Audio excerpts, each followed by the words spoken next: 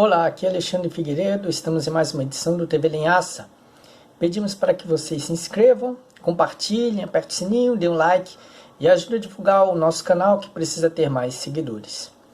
O tema de hoje é como a campanha do suposto combate ao preconceito tirou o povo pobre dos movimentos sociais. Bom, vendo o caso da música Chimbom Bom Bom, do grupo As Meninas, nota-se que, na verdade, a intelectualidade que defende a legalização da cultura popular brasileira, transformando ela numa espécie de pop colonizado, né, cujo nível de brasilidade é bastante caricato, estereotipado, é como mais uma linha de montagem para caracterizar mercadologicamente certas regiões. Então essa suposta música popular, né, mas também aliada a todo um conjunto de aspectos comportamentais, profissionais, sociais, econômicos, etc., atribuídos a uma classe popular estereotipada por um discurso supostamente generoso de intelectuais infiltrados nas esquerdas. Então, esse processo todo, na verdade, foi um processo de desmobilização das classes populares. Tudo isso feito num discurso que pareceu agradável para setores das esquerdas, de tal forma que fez com que muita gente, como o Pedro Alexandre Sanches, por exemplo, ficasse quase que nas portas do Barão de Itararé, da mídia alternativa, da mídia de esquerda, porque o lobby foi intenso ali. Muita gente querida das esquerdas, mas na verdade é gente que está a serviço da centro-direita, do neoliberalismo, dos grandes empresários da mídia, de todo esse pessoal que depois fez o golpe político de 2016, até favorecido por esse esvaziamento das mobilizações populares. Bom, explicando bem, melhor, com mais clareza, é porque a brigalização ela é um processo de idiotização das classes populares. O povo pobre já é visto de maneira preconceituosa, por isso que não faz sentido, nunca acreditei desde o começo que essa campanha do combate ao preconceito não passou de uma lorota, de um grande blefe discursivo, esse discurso do tal combate ao preconceito, porque era apenas uma campanha para forçar o apoio à legalização, que já abordava o povo pobre de maneira preconceituosa. Era aquela ideia, só porque o povo pobre estava sorrindo, as esquerdas tinham que aceitar, né? As esquerdas eram induzidas a aceitar. E isso é que sabotou muito os governos do PT, né? Porque a legalização que os infiltrados nas esquerdas faziam com que se propagasse em veículos como Caros Amigos, Carta Capital e Revista Fórum, nas redes sociais já era trabalhado por gente reacionária do nível dos bolsonaristas de hoje. É um grande contraste, é uma coisa estranha. Sem falar também que esse discurso do suposto combate ao preconceito começou na mídia venal, começou na Globo, começou na Folha de São Paulo. E se perceber bem, toda essa legalização que foi o mote dessa retórica toda, ela já era difundida no SBT. O Silvio Santos foi o maior propagandista dessa legalização que entre 2002 e 2014 era a campanha, era a agenda cultural da Carta Capital, da Caros Amigos, da Revista Fórum, que quase botou a imprensa alternativa a perder.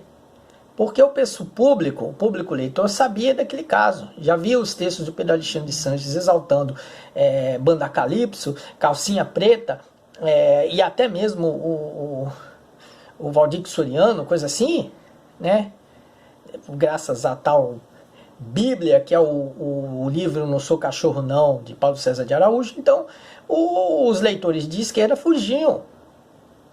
Embora havia também um outro tipo de leitores que são das elites paternalistas de São Paulo e de outras grandes capitais, né, na pequena burguesia supostamente de esquerda, que acolhia esse discurso todo e defendia o funk como se fosse um paradigma de esquerda, mas o funk não foi paradigma de esquerda.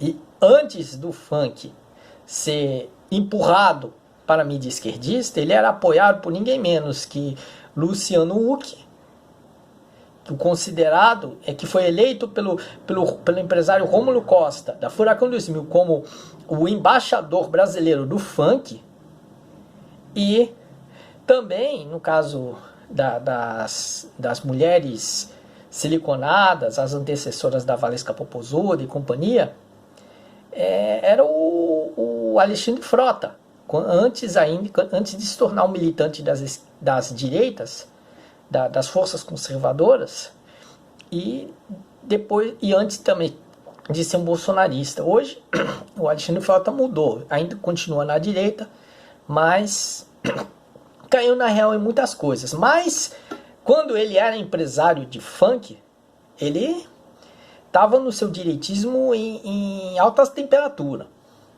Pois bem, então o discurso todo do suposto combate ao preconceito, ele teve como objetivo jogar o povo pobre para aspectos de entretenimento, só para o âmbito do entretenimento. É como se dissesse para uma criança: vá brincar, saia daqui de perto, vá brincar com seus amiguinhos. Era isso que o discurso do combate ao preconceito fazia. Jogava o povo pobre para brincar no entretenimento brega popularesco, e aí inventava-se toda uma série de mentiras dizendo que o brega popularesco provocava as elites moralistas, que era um âmbito de provocatividade, de rebeldia, de rebelião popular. Inventava-se isso, inventava-se que o funk, o tecnobrega, o sertanejo era um ativismo, que as vaquejadas eram palcos de revoluções sociais, tudo mais. E todo esse discurso mentiroso, ele acabou sendo propagado com intensidade e acabou enganando as esquerdas. É como mais ou menos aquele discurso do Cabo Anselmo de desviar o foco das reformas de base do governo de João Goulart para atender apenas a reivindicações de um grupo de marinheiros, né? Então, havendo um desvio de foco. E aí vemos como intelectuais brega, que eram oriundos ou eram blindados pela mídia corporativa, pela mídia comercial, né? Inclusive SBT, Editora Abril, Globo, Folha, Estadão. Esse pessoal todo, ele foi lá fazer proselitismo na mídia de esquerda e durante muito tempo prevaleceu isso. E aí o povo pobre, ele foi desviado, ele foi desestimulado, desencorajado a fazer manifestações populares. Isso também era favorecido, por quê? Porque com o PT no poder, o povo não precisava, em tese, fazer mobilizações sociais, pedir reforma agrária, pedir passarelas em rodovias, pedir água, saneamento, hospitais públicos, né? Então o povo não era desencorajado a fazer isso, porque achava que as suas reivindicações populares se dariam dançando funk, dançando o tecnobrega, a axé music, né? Rebolando o rebolê tchon-tchon, e isso bastava, né? Essa retórica toda que eu ouvi vários veículos de mídia, né? Ia da revista Caras até a Brasil de Fato, nessa retórica pró-funk, pró-tecnobrega, pró-sertanejo e tudo mais. Essa retórica ela foi traiçoeira para os movimentos esquerdistas E colocando os intelectuais de esquerda em posição ridícula, apoiando a imbecilização das classes populares, fez com que se abrisse caminho para uma outra elite intelectual de direita que passou a desqualificar a intelectualidade de esquerda, porque a intelectualidade de esquerda ficou deslumbrada com o funk, com o sertanejo, chegou a apoiar incondicionalmente Zezé de Camargo e Luciano, que depois se revelaram reacionários, né, como um Cabo Anselmo que se revelou um agente da CIA, né?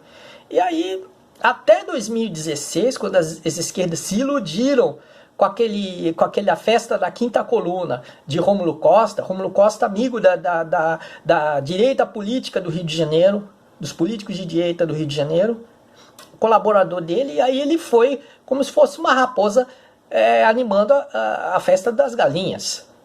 E aí aquele baile funk de 17 de abril de 2016 em Copacabana, com o tempo, talvez ele seja analisado conforme foi analisada a revolta dos marinheiros na época de João Goulart, porque muita gente acreditava também que Cabo Anselmo era um esquerdista sincero. Aí havia toda uma paixão por ele por parte das esquerdas, né? Também teve um livro, Brasil para Principiantes, de Peter Kellerman, um húngaro radicado no Brasil, que também virou, na época de João Goulart, uma obra também badalada pelas esquerdas, né? Só que o Peter Kellerman era um estelionatário, um golpista, era um farsante, né? Criou um serviço de loterias que só resultou superfaturamento para ele, muitas fraudes, muita gente lesada, muita gente praticamente golpeada, né? E aí depois é que ele foi denunciado e saiu fora. Mas mas durante muito tempo o livro Brasil para Principiantes, que eu já cheguei a ler, foi queridinho, virou um queridinho das esquerdas na época, né? Então, hoje, ainda as esquerdas ainda ficam caladas por certas questões que aparecem na internet, né? Ninguém tá conseguindo entender que o baile funk de Copacabana foi um baile da quinta coluna, que o Rômulo Costa nunca foi um esquerdista e estava agindo em colaboração com a direita política brasileira. E também outras questões também, já se fala até de que um conhecidíssimo médium espírita era colaborador da ditadura militar. E as pessoas ficam coçando a cabeça, porque durante 4 décadas ali, esse sujeito era considerado o símbolo maior de caridade e de paz, e até hoje é conhecido. Inclusive se respaldando de uma tal de profecia de data limite, que é uma grande, enorme bobagem. Então as esquerdas não conseguem ainda entender, e claro, os cabos Anselmos de hoje custam a serem digeridos, né? Principalmente a intelectualidade pobrega, que usando toda essa lorota de combate ao preconceito, na verdade forçava a aceitação de formas preconceituosas de suposta expressão popular, que na verdade não passam de fenômenos meramente mercadológicos, que não têm a menor serventia para a cultura brasileira e que só serviam para alienar o povo pobre e deixá-lo ele anestesiado em sua condição de inferioridade social. Então, espero ter esclarecido isso e ficamos por aqui, desejando abraços a todos e até lá!